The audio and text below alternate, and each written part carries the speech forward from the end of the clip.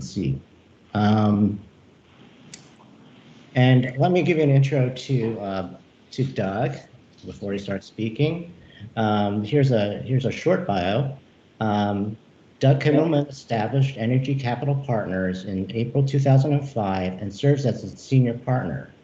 Mr. Kimmelman currently serves on the boards of Calpine Corporation, U.S. Development Corp., USD Partners, Zenova Energy, and Nesco Holdings. He's a member of ECP's Management Committee and Investment Committee. ECP has over 50 billion of equity capital under management and is the largest owner in the U.S. of electricity generation and renewable power assets. Prior to founding Energy Capital Partners, Mr. Kimmelman spent 22 years with Goldman Sachs. He's also the partner of the Miami Marlins Baseball Club, a member of their board of directors, and chairs their finance committee. Philanthropically, Mr. Kimmelman is developing the largest nonprofit community academic and athletic center in the county in Los Angeles in honor of his late wife, and is partnering on the project with Tiger Woods and the United States Tennis Association. He also chairs the board of Blair Academy, a boarding school in New Jersey.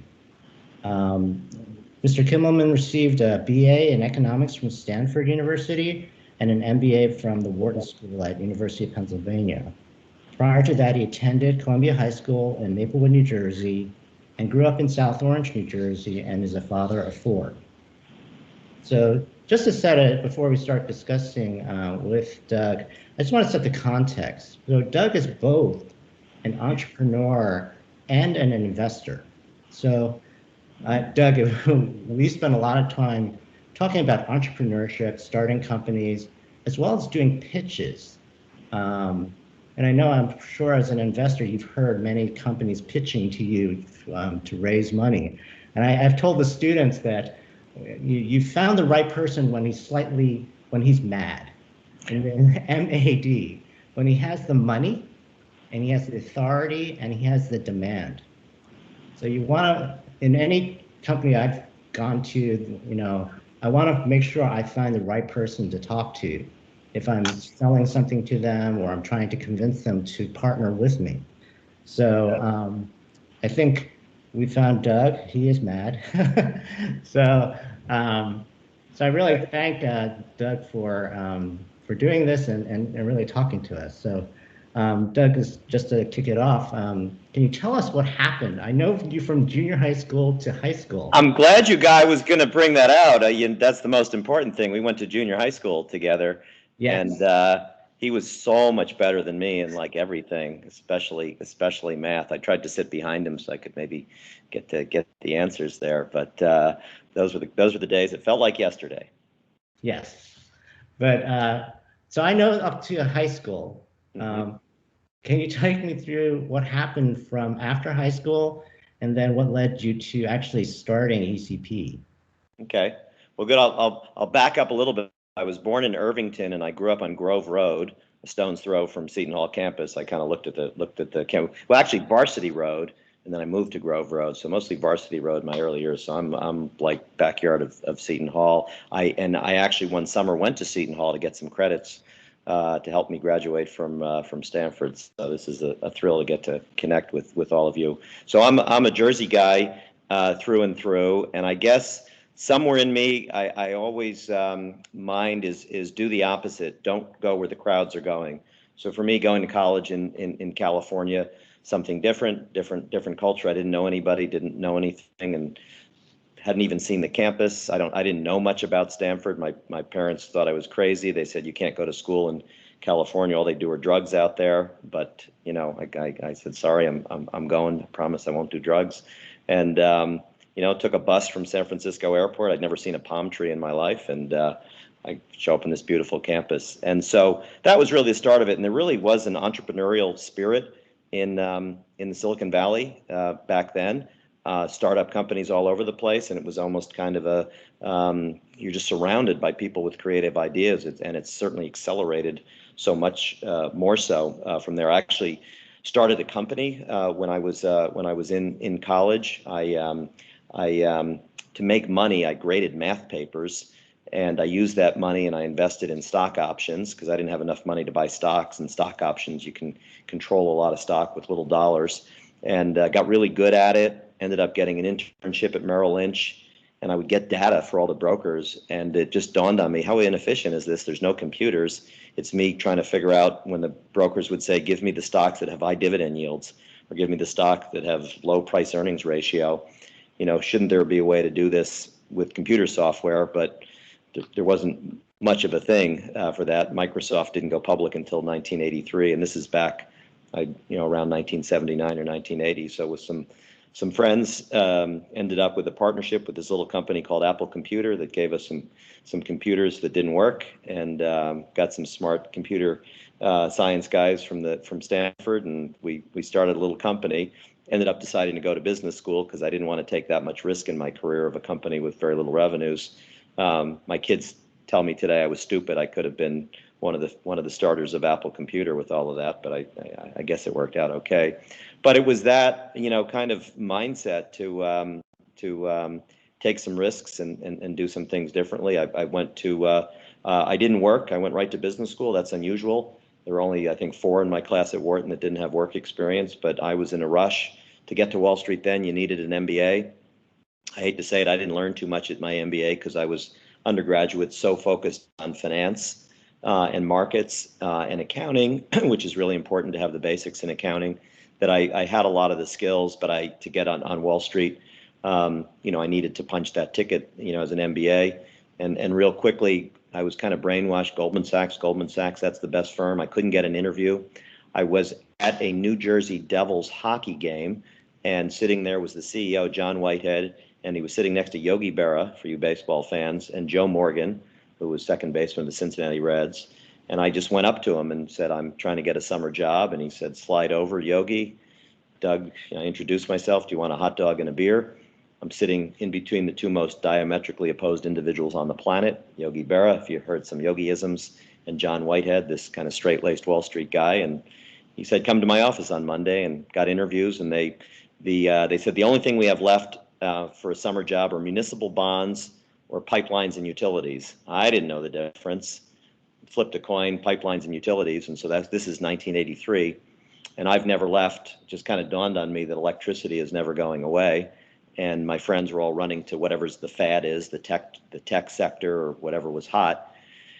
And nobody wanted to do electricity. They viewed it boring. They would kind of look at me like a second-class citizen. Oh, you're doing utilities. But there's 3,000 of them in the country. I worked really hard. I learned everything possible about it. And, lo and behold, maybe 15 years later, the sector deregulated. The United States was going through a wave of deregulation. Telecommunications, airlines, banks, and insurance companies. It was the turn for electricity to get competitive, to try to bring prices down for consumers. And utilities were required to divest power plants. So I convinced Goldman that, hey, we know how to manage risk. Electricity is going to be more electricity changing hands, traded every day than oil and gas together. It's the only commodity that can't be stored. We can get to that later, the physical nature of it. It can't be stored. So we have the skills to do it. I convinced Goldman to start buying power plants. We bought most of the power plants in New York City. And by 2005, I said, I think I don't really need Goldman. I know what I'm doing. I have relationships. We'll get into how important relationships are. And I went out and started a private equity firm. And I'll pause there. We can get into all of that, but it's been a wild ride of raising money around the world. I spend my time in Saudi Arabia and Kuwait and Abu Dhabi and Beijing and Seoul, Korea and Australia and every state pension in the United States to raise money so that I can invest on their behalf. But let me pause there. That's a little smattering of some of my background and what I'm doing today. Yeah, it sounds like that you were pretty actually driven from Stanford, because you started your company when you were still an undergrad. Yeah. Yeah, look, I always say to myself, you don't want to have any what if moments in life. You don't want to look back and say, what if? So that was with me, I don't know why, from back when I was, 19 years old to today. If you have that mindset, what if? I don't want to wake up someday and say, what if I had started this company? or what if I had, moved here? I wish I had done that. I don't want any of those moments in my life. I wish I had done that. So I do it. And I like to say, just you run through brick walls. You don't take no for an answer. I find myself bumping into lawyers and accountants who say you can't do it, and I find a way, not an illegal way, but an ethical way to make people think differently. Yes, we can do it. So that's always been, and I don't know where that came from. I might come back to high school where the two of us went. I was in an exceedingly competitive high school. I don't know how many kids went to Ivy League schools, or I don't know, 100 or something. But I even look back in my high school days, maybe we're even a more competitive group of people than I found in college. And so I think just at an early age, you got to figure it out for yourself, fend for yourself, work hard, play hard. If not me, then who? So why not? So nobody gave me anything, but it was just think a little more creatively, work a little harder, don't take no for an answer. And we'll get into some of those life lessons, but that mindset is with me today. I mean, every day I come up with an opportunity to take a risk, do something different, challenge our firm, challenge myself, and that never ends. Right. And then also you were driven to know that you wanted to go to business school. Did you know that you wanted to go to Wall Street? Or Yes, I didn't know private equity didn't exist. Maybe it did. KKR was probably founded in the late 70s, Kohlberg, Kravis, and Roberts, and that was kind of the first major private equity firm. But that really didn't exist. I liked finance. I got interested in the stock market. I was trading stock options. I mean, I hate to say it, I didn't go to too many classes in college. I woke up at 6:30 in the morning because of the time difference. That's when the market opened. I had graph paper all over my wall. I would chart stocks. At that time, there were a lot of hostile takeovers of oil companies. And, guys like T. Boone Pickens were raiding companies. And I was trading stock options in my room. I had a Charles Schwab account. The money came from I graded thousands of calculus papers a week. That's how I made my money. They had a stupid mechanism. You got paid by the number of papers you graded, not by the hour. Oh my goodness, that was easy. I'm just going to grade every paper ever in Stanford. And I spent my time grading papers in the afternoon, making money, and then getting ready at night for what's going to happen in the market. So I got a little obsessed with the stock market. I got this internship at Merrill Lynch. I thought maybe I should be a broker, and they said, no, you want to be an investment banker. I didn't know what that is. I got a summer job at J.P. Morgan in money transfer investigations. Back then, it was when they wire money, you'd be shocked how many wires go to the wrong place. Hundreds of millions of dollars a day get sent to the wrong place, and somebody has to get the money back. So I did that, and just people thought, they said, no, this is operations, this is commercial banking, right? The top of the heap is investment banking. And there's this firm down the street, Goldman Sachs. Everybody wants to work there. I didn't know what it was. So how do you do that? And when I got my job, I took my resume and I went around Wall Street. When I got for that summer job with J.P. Morgan, I knocked on the doors. I went in the biggest buildings. I didn't know. I said, I figured the tallest building must be the best bank. And I just went into the tallest buildings I could find. There's no internet then, so you have your resume and you try to go to the different floors and hand your resume. And in any event, all under that same guise of don't take no for an answer, and if not me, then who? And but I figured if I could work at Goldman Sachs, if you start with something great, I could always do other things. But I didn't want to start at a small company that nobody heard of. I wanted to try to go to the best, and then I figured all the doors would be open for me. Mm-hmm. And I didn't know I would stay there 22 years. But we'll get into. I loved the culture, and I was surrounded by excellence and incredible people that taught me so much. Not so much taught me about finance, but taught me how to behave in a boardroom. Taught me about just business and ethics and behaving responsibly, and that served me well in my career.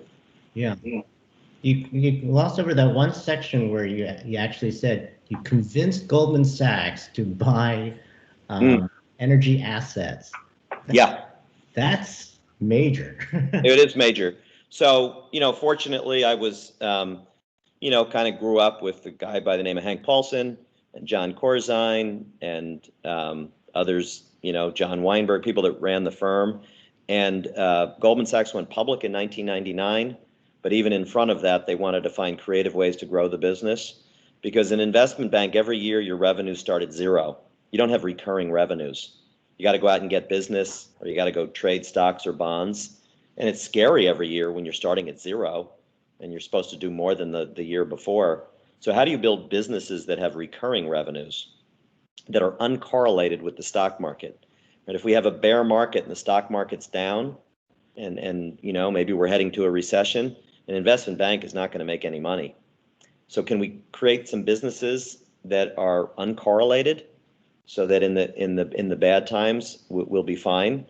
So my idea is if utilities are required to sell power plants, and I've spent over a decade learning everything possible about a power plant, the economics of it, the regional differences, how transmission works, how regulation works, what areas are long power, what areas are short power, where you should be buying. And this commodity electricity, Goldman has a risk management skill. We did very well when natural gas deregulated. Electricity is a bigger market. It's a very volatile. The price of electricity in New York City could range from $20 to $1,000 in a day, because again, think of a business where there's no inventory. So I convinced the board of Goldman that we should do this. First did it in their private equity funds. Goldman went public in 1999. Hank Paulson, who became the Treasury Secretary after that, said, can you put this on the balance sheet so the firm can own this, not in the funds? We ended up with about $6 billion of assets. If you go back to the annual report of Goldman back in the zip code 2000, line 1 was securities sold, line 2 was electricity sold. Wow. So it just created a very big uncorrelated business that created stability for the firm. We got really large. The rating agencies were going to downgrade Goldman because a typical investment bank is 90% levered, yet is still rated, AA. And the argument is the assets are highly liquid, marketable securities that you could sell quickly if there was ever a crisis in the world. And the rating agency said, what about these power plants? These are hard to sell. So they were going to require us to divest. And that's when it struck me that maybe I could go out and raise money. There was another classmate of ours who had left Goldman Sachs when he was a vice president to form more of a hedge fund and had raised a lot of money. His name was Dan Ock, who was a friend of mine, another classmate of ours. And I said, boy, if he can raise money, how hard can it be? Wasn't easy raising money. We'll get to that. I've probably done, I don't know, 5,000 meetings, maybe more, of raising money. And I probably 80 to 90% I get a no, but that's a mindset. 80, 90% no means 10 to 20% I get a yes. That's good. So I after that, I spent a lot of time, and I still do, raising money around the world so that I could buy these assets in our own fund and, broke away from Goldman Sachs. So when you were starting ECP, so you needed to raise money for it, or how did that come about? Yeah, your typical power plant probably costs $250 million. Our biggest deal we just did 3 years ago was $17 billion. A whole bunch of power plants, the biggest portfolio of plants in California and Texas. But so I couldn't do this with 50 million or 100 million. I needed to raise, I raised $2.25 billion. And you lever it when you buy assets, you can put some debt on it. So that probably would allow me to buy $4 or $5 billion worth of assets. I needed to be relevant. When a big utility is selling assets, if you don't have any money, you're not getting in the room. If you have 100 million, you're not getting in the room.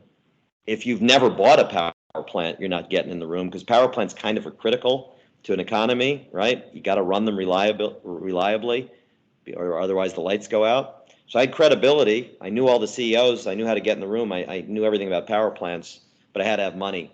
So it was the largest first-time private equity fund ever raised at that time. And my first investor was the University of Notre Dame.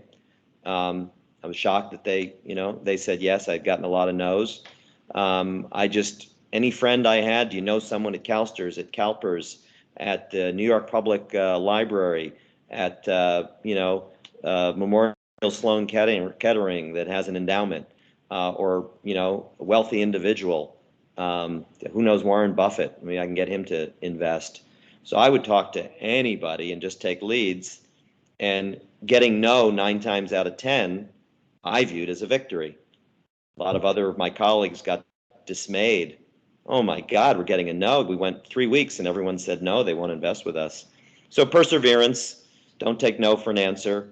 I got AT&T's corporate, they're down the road in Basking Ridge. I wrote 12 white papers. They said no to me 12 times.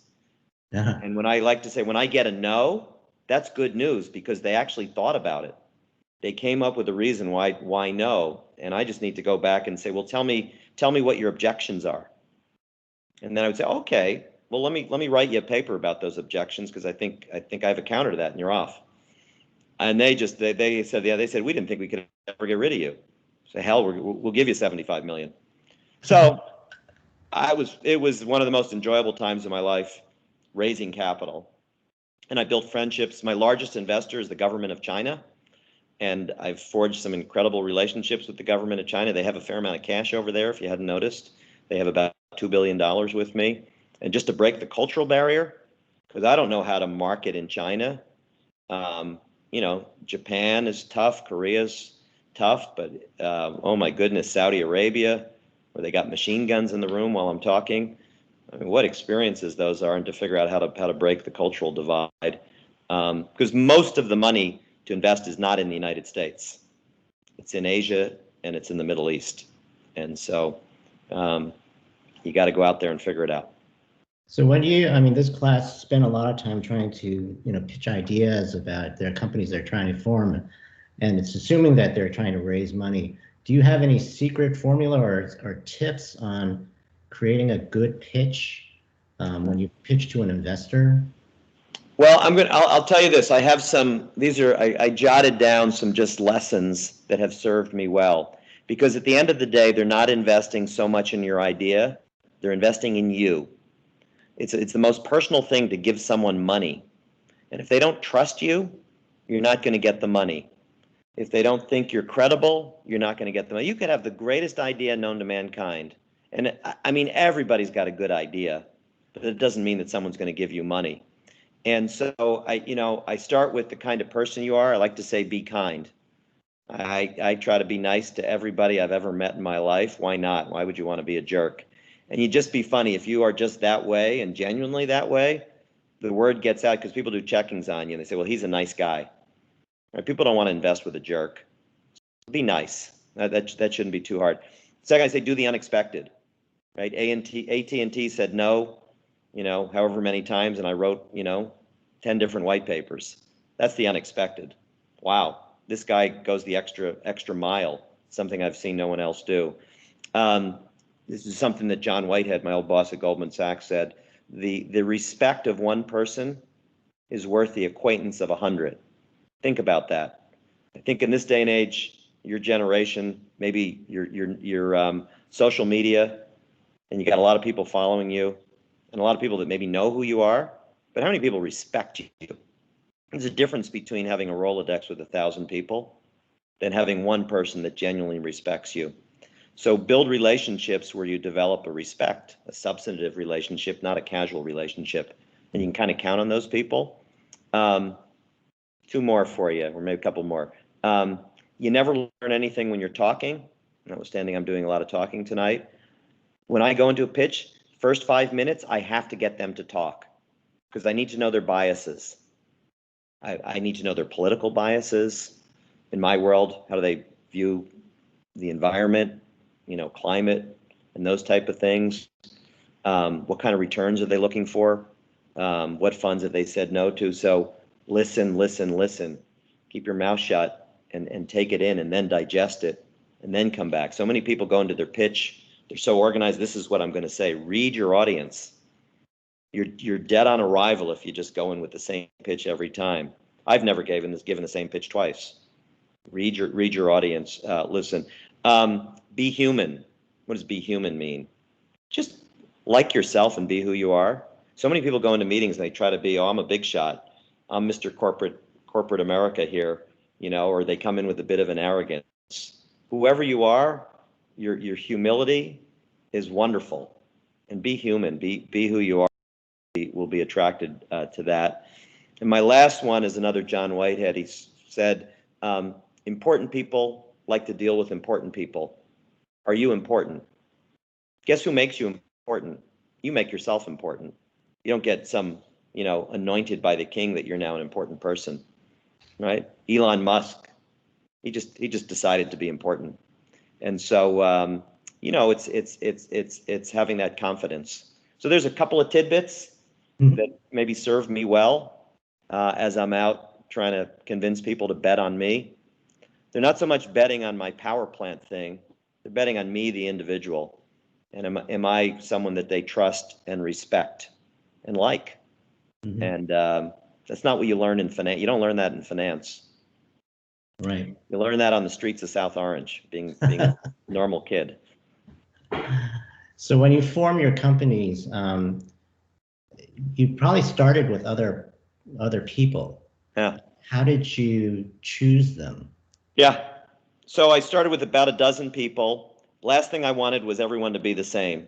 I wanted people with different skill sets. I wanted a great lawyer, somebody that understood regulation, somebody that understood commodity risk management, someone that understood project financing, a relationship guy that could open doors and find deals, a negotiator that could negotiate deals, a fundraiser, somebody that really was deep in the capital markets. So fortunately, I had 20 plus years of circulating with people that I respected, back to that word respect. So people that I respected, I trusted, that brought different skills and different perspectives and perhaps a shared culture. And my culture is a culture of collaboration. I like to say a we culture, not an I culture. And people where no one takes credit. It together, whether it's good or whether it's bad. So that was really important to bring those people together. I'm fortunate no one said no to joining. I had when you start a fund, I guess when you start a firm, you own 100% of it yourself. In private equity, it's you share carried interest. I started with like 35%, meaning I gave 65% away to other people. I thought those other people would make us better investors and bigger, and that my 35% would be worth more than if I had kept 90% and had a horrendous team. So, really, really important of being able to read people, know who you're compatible with. Not all of those 12 are still with me. Made some mistakes along the way. We're now about 60 people. That's the other thing. If somebody's not working out, you need to cut that loose a little sooner rather than later. Right. Can you talk about the current dynamics of the U.S. energy landscape? Yeah, we have a societal demand for clean energy, and we can all debate the aspects of that, but there is a large societal push for clean energy, and we have 30 or 40 states that are requiring utilities to have a significant amount of their power coming from renewables. It's more expensive than traditional energy because we had a technological revolution in this country called hydraulic fracturing and horizontal drilling that has caused the U.S. to be the largest producer of oil and gas, and we do it in an incredibly cheap way. So the price of natural gas has dropped 90% in the last 10 years, meaning we have this incredibly cheap and abundant fuel that, and by the way, natural gas, you forget all the things in your possession that come from fossil fuels, like plastics, like a lot of your clothing, the carpet, pharmaceuticals, petrochemicals. So, what an enormous event for the United States that we're now the low-cost producer in something that the whole world wants. I never thought the U.S. would be the low-cost producer in anything ever again.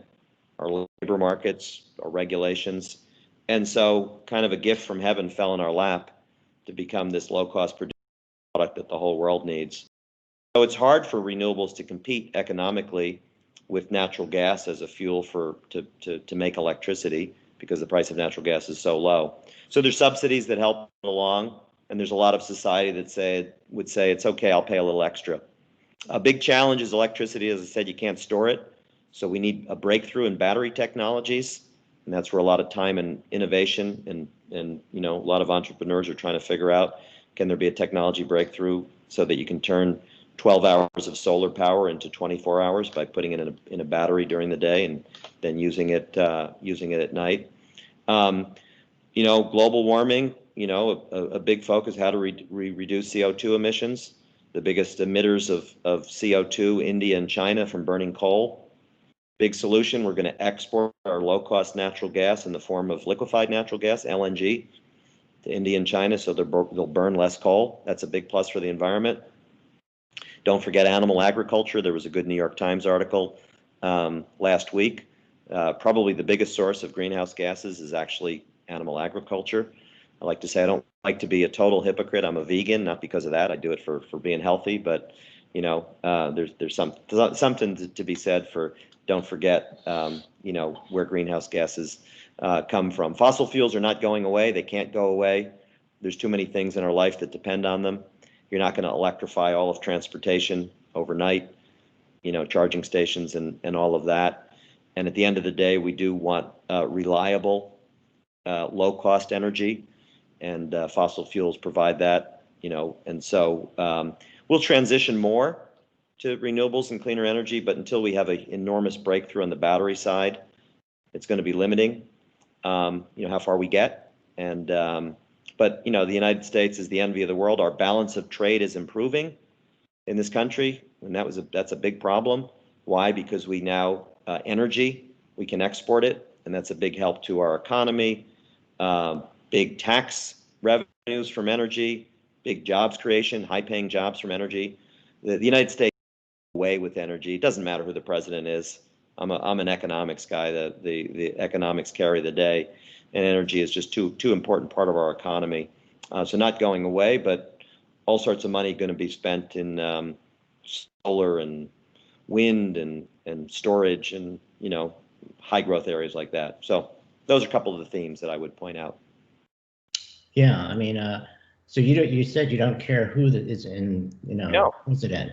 So in some ways that's resilient. In any economy, you're good because of. Well, I like to say this as an investor. Tell me what the rules are. I don't want to get into the argument if the rules make sense or not. Tell me the rules, and I'll invest around those rules. That's number one. Number two, just the law of supply and demand and economics. And politicians don't influence as much as we think they influence at the end of the day.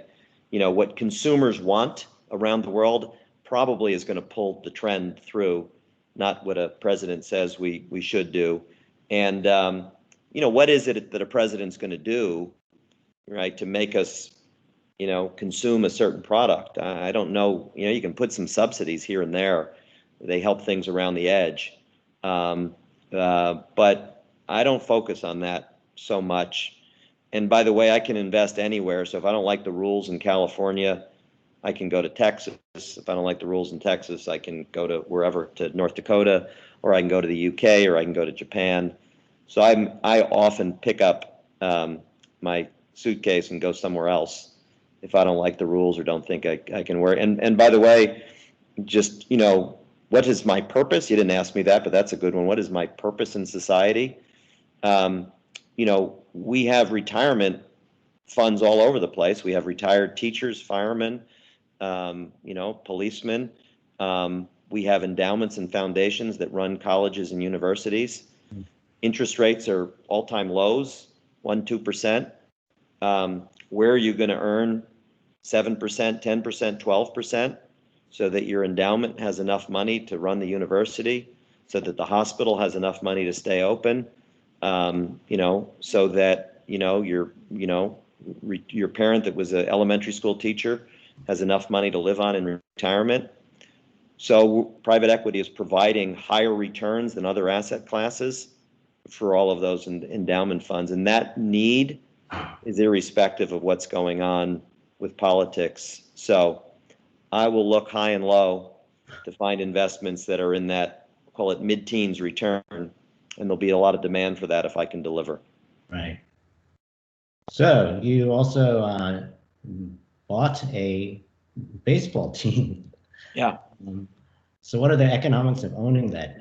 Well, so I'll just decide. I coached Little League for 17 years, so I maybe had it in my blood. But I had my wife passed away about almost 4 years ago, and you don't know how that's going to do or your priorities. But I have 4 kids, and I just wanted to make sure my kids were distracted in a very positive way. I read in the New York Post that Jeb Bush and Derek Jeter are buying the Miami Marlins. And I'd just moved my residence from New Jersey to Florida. And before we started, I said I'm a Florida resident because I'm not stupid. My biggest expense in life will be taxes, like not even close to anything else. My biggest expense in life will be taxes. And I'm not at all guilty about what I've paid, what I continue to pay, and why not move my residence to Florida. So the baseball team in Miami, where I built my residence, is for sale. Derek Jeter in my family is God. I happen to know I had met Jeb Bush. He spoke at my annual meeting. He's a very nice guy. So I called him up. I asked my boys, should I do this? They're like, do it, do it. I called him up and do you need any help? And he's like, oh my God, that's going to cost $1.3 billion. We don't have the money. We're trying to raise money. We don't know how to raise money. We got to borrow money. We don't know how to structure the debt. We got all these MLB control person rules. It's complicated. I said, well, do you need some help? Oh my God, do I need help? So I just got involved, and guess what? Fundraising. I helped raise money to do this. I helped negotiate things with banks. I had credibility. We borrowed about $400 million from JP Morgan. We got Michael Dell to lend us some money. And MLB has this crazy system. There's got to be one control person. Derek Jeter and Jeb Bush couldn't figure it out. I was working with Jeb Bush. He dropped out. Would you like me to introduce you to Derek Jeter? I'm like, okay, would you, it's like, best possible thing. I so respect the individual. So ended up working with Derek Jeter. We work closely side by side. There's 5 of us on the board that run this. But lo and behold, it turned out to be, as much as anything, an enormous tax structured deal. So when I don't want to get too involved here, but you'll see a lot of private equity and hedge funds guys buying sports franchises. The tax benefits thrown off are enormous, in addition to it being a fun business. And I like the demographics of Miami. I think Tampa Bay is going to leave the state. We'll be the only team in the state. We're one of the fastest growing states. But when you buy any physical assets, you allocate the purchase price to the physical assets that you're buying. In a baseball team and most sports franchises, we own no physical assets.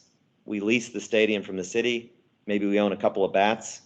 So the entire $1.3 billion purchase price is allocated to what we call goodwill or intangibles, meaning we can amortize it for tax purposes over 15 years, meaning that this throws off a low teens cash return just on tax benefits. And I get to write this off over an accelerated period. Plus, baseball teams, certainly with no fans in the stadium, COVID, or cash flow negative, those mean even more tax losses. I can use those tax losses to offset the gains in my partnership income in my private equity business. So I'm very much, I have read the 2000-page tax code twice. If that's going to be my thing I spend the most money on in my life, I want to understand it. And so this was a neat tax way, but also an incredibly fun thing. This is a turnaround. It was the worst team in baseball in any measure. And getting our attendance up, building a farm system, changing just the culture of the team, straightening out our finances, have been, very, very rewarding. We made the playoffs. We beat the Cubs this year, surprised a lot of people. So we're on our way. I can talk more about baseball if there's questions of how the economics of baseball work. But it's been a fun ride, and something that I think I'll just, it's kind of a hobby on the side, and enjoy it very much. Okay. Wow. Great. And then you went into a lot of philanthropic causes. So yeah, Well, can you talk about that? Well, leave the world better than you found it, plain and simple. And too many people, they talk about problems in the world, inequalities in the world, do something about it. Remember, I started out and I said, if not me, then who? I don't want to have any what ifs. If you have the ability to change the world for a better place, why wouldn't you do it? You know, they say time, treasure, and talent. It's not just about writing a check. It's easy to write a check if you have some money, whether it's $100 check or $1,000 check. But actually, with your time and your talent, do something. If you see things in society that ought to be, straightened out. And so for me, that's important. That's important for my kids. It was very important for my wife. When I met her, she was an elementary school teacher in inner city LA. She didn't want to go to the nice side of town. She wanted to go to the worst part of LA. And she wanted to teach the kids kindergarten to third grade, because by the time they got to fifth grade, the influence of drugs and violence and gangs and broken homes gave them just no avenue out and no future. And so that really was what drove her as an individual, were those kids. On top of that, she was an athlete. She walked onto the USC tennis team.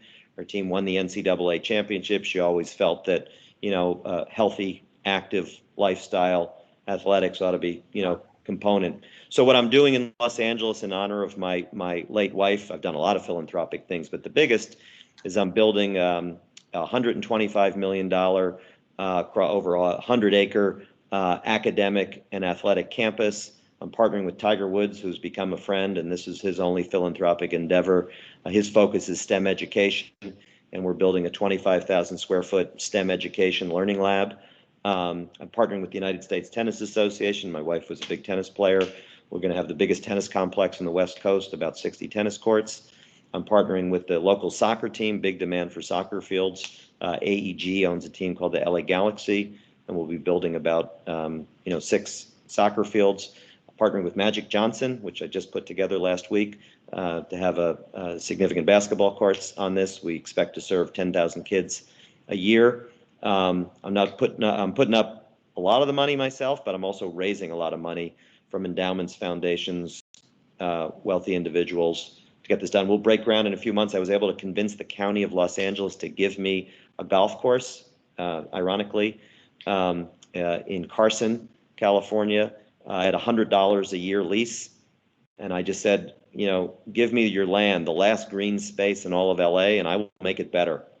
And I was fortunate to be able to convince LA County to say, yeah, this is better for the community, what you're going to do. So probably I'm going to say, of all the things I've done in my life, that will be the most important thing, the thing I'm most proud of, because I'm going to change a lot of lives for the better. And how good is that? So I spend an awful lot of time on that right now. And as I said, we'll be breaking ground in a few months. Yeah, that's wonderful. Yeah, it's a wonderful thing that you're doing. And it started smaller than 125 million. It did. I thought I could pay for the whole thing myself, but we're building on a landfill. Beggars can't be choosers when you land, and so much of Los Angeles is a landfill. And I'm in the energy industry. I'm in a dirty business, so I'm not scared of building on a landfill. So I'll take it. And so, but it's very expensive. It's going to cost us at least 30 million just to prep the land. Wow. And then just, union rules and workforce rules in California, the labor costs are really high.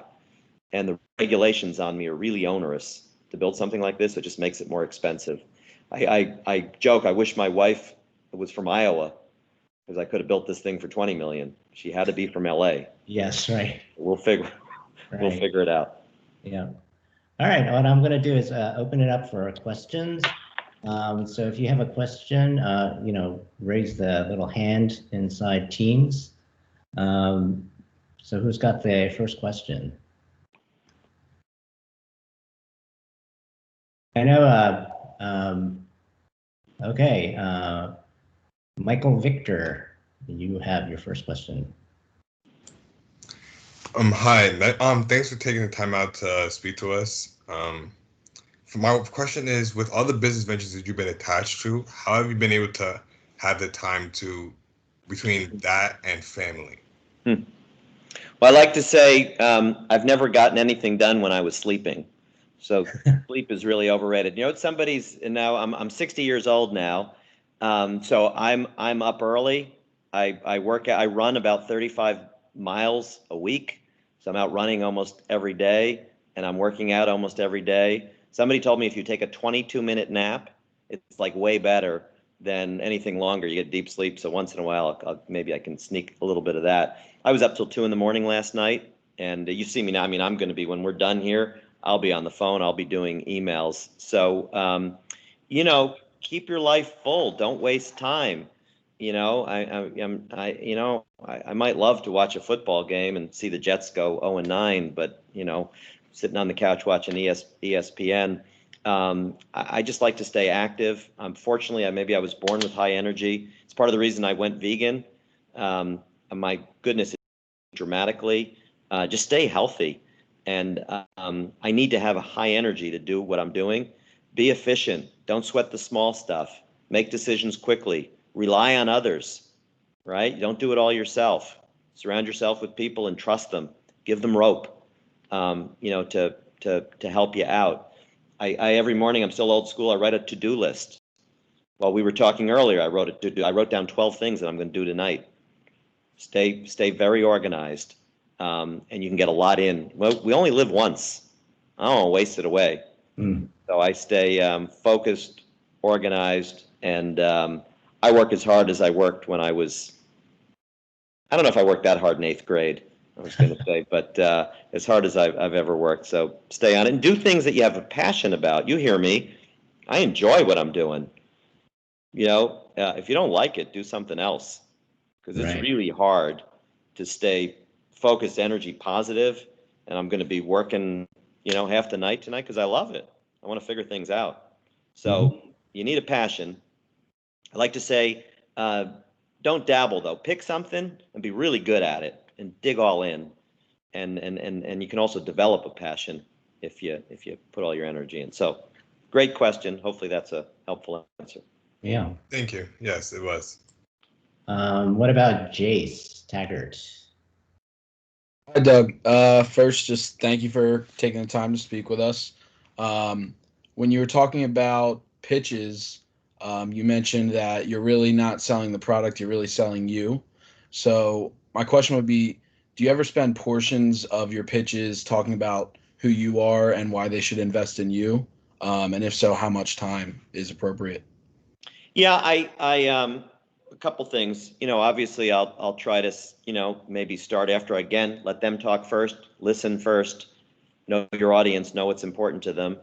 And then I'll say, well, why don't I give you a little bit of my background, and we'll go and they'll hear a little bit, about me. They're going to do reference checks, and you want to make sure you have some people that know a little bit more about you, because you don't want to come across as arrogant. Oh, I own a baseball team. Oh, I'm building a thing in LA. Oh, I make a lot of money. Who the hell's going to want to do work with me? That's arrogant. So you got to be a little careful. You want to give them a sense of who you are, but don't overdo it with being arrogant. You don't want to brag. So there's a fine line between giving them a little sense of who you are and your expertise. But I love to start, when I talk about electricity or whatever, I'll start at 30,000 feet, not knowing how much they know. Boy, sometimes people make a mistake and they go right in the weeds, and you've lost your audience. Keep it high. Let them pull you in the weeds, and they'll be blown away, because if they're really smart and they actually know your stuff, and they might think, if you're up at 30,000 feet, well, this guy, he's just talking in generalities, doesn't really know it. I'm going to ask him a zinger, and then boom, you then go right down and you go below him, and you go even deeper, and that can be very impressive. So it's you want to give people a little bit about yourself, without being arrogant. You'll have a website, you'll have a bio. People can ask you questions about that, and hopefully you'll have some references, or you just say, you should call so-and-so. They've worked with me for a long time. They can really talk about me, and hopefully you have a reference. They can talk about your character. You want the investor to know your character, the kind of person you are. Thank you. Robert Smith. Hello.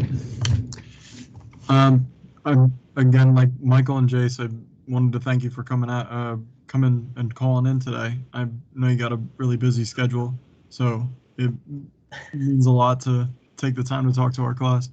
I'm just going to read off my question that I wrote down. So with the recent election of Joe Biden as the president, it seems President-elect, I don't know what he is, president-elect, President-elect. dispute, president, who knows, but go ahead. So based on campaign promises, it's alleged that the federal government will start to move away from fossil fuels and towards renewable energy. As a major figure in electricity generation in the U.S., do you think this is possible to kind of stop relying on fossil fuels? Because I know in one of the debates he said that he would cut federal subsidies or federal funding to big oil. And then if this is even possible, how will this affect the economy? And So can this help the environment, or could this do just as much damage, just in a different way? Well, I'll give you a little bit, and then I could give you my email, because this one, you and I could talk all night on this one. But first of all, politicians like to get elected and I like to say they throw red meat out to get their base all worked up. So on the left, get rid of fossil fuels, sounds convenient, and let's do renewables, but is that really feasible? In the next 30 years, not so feasible. So, and can the federal government really drive those things? And, and by the way, probably the Republicans are going to control the Senate. And so anything that has a dollar associated with it ain't going to happen. There'll be a stalemate on it. There's some regulations that maybe could put in. Most renewable policies are driven by the states. The states require utilities to sign contracts at very high prices to buy renewables. That's the bigger. There is something called an investment tax credit for solar that's expiring in 2021. That would be nice if there's an infrastructure bill, and you'd think a bipartisan bill that would have to do with maybe COVID relief. They're going to try to stick infrastructure in there, and maybe they could put some tax benefits for renewables, little things. But I don't think there's going to be big things that he's going to be able to do, even if they did control, the Senate. The economy would come to a grinding halt if we did away with fossil fuels. As I said, most things, in our belonging right now are derived from fossil fuels. I said synthetics and plastics and chemicals and petrochemicals and pharmaceuticals and all of that. Electricity, only about, at best, 10% of electricity comes from renewables. And by the way, we still produce the most nuclear power in the world, the United States. 20% of our power, and those plants are old and shutting down. And natural gas is picking it up. So it's not feasible to move away from fossil fuels. We wouldn't do that to our economy. It would cause prices to go up for most everything. And that would put us, I don't know, in a recession, but close to it. So take with a grain of salt what people say to get elected, and there's just the practicality. But society likes clean energy. Society would like to see us focus on less CO2. If you're ever really convenient, I did a lecture at Stanford a couple of years ago, but it still withstood the test of time. If you look on YouTube under Kimmelman, Inconvenient Truths of Energy at Stanford, I'll walk you through a lot of detail about where CO2 comes from. The United States is only about 12% of the world's CO2. So I hate to tell you, if we do an incredible job and get it down to 10%, we haven't changed anything on the planet. Are we really going to wreck our economy when we didn't necessarily save the planet? I'm not trying to express political views, but it's just, there's some facts in here. So I don't think you're going to see as much as was advertised on those things at all, would be my take of it. Yeah, thank you for your perspective. Yeah. Let's see. Trent, would you like to ask the question? Yeah, thank you. Broken record, but again, thank you for coming on in. It means a lot that you'd take the time to speak with us and share your thoughts. So with baseball, they've locked into a contract for the next 7 years, I believe, with a couple different broadcast partners. Are you worried that next time that comes around that viewership for baseball will be low and that'll impact your next deal? Or how do you see the future of at least baseball and sports broadcasting? All right, so what are my worries about baseball? We have a collective bargaining agreement with the players, the union, that comes up for renewal after the end of next season. I worry about that. Did you see how ugly it was between Rob Manfred and Tony Clark? It was embarrassing to get the season going in COVID, and now they're gonna have to come up with a new union. So there's a real risk of a strike, not this season, but the season after. So I worry about that, number one. I worry about COVID. I went to in Arlington and in Dallas with 10,000 fans. You know, economics don't work with 10,000 fans. So are we going to, as a society, are people going to be comfortable, even if there is a vaccine, to go in a stadium with 50,000 people? So I get scared on the economics. Viewership of pro sports are down. Now, the NBA was down pretty dramatically.